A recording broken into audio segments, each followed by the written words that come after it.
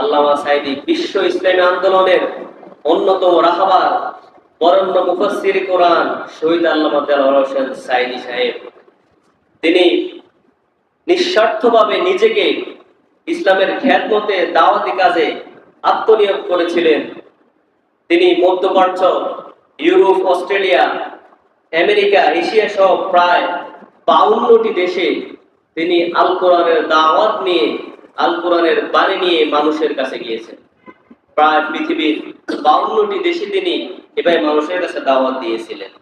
তিনি 1978 সালের Islamic mission of ব্রিটেনের দাওয়াতে ইংল্যান্ড বার্মিংহাম গ্রেট হলে আন্তর্জাতিক সিরাত মাহফিলে ইসলামিক পুনর্জাগরণ আন্দোলন ও বর্তমান পৃথিবী, ইসলামিক পুনর্জাগরণ আন্দোলন ও বর্তমান পৃথিবীর উপর 90 মিনিট তিনি আলোচনা করেছিলেন।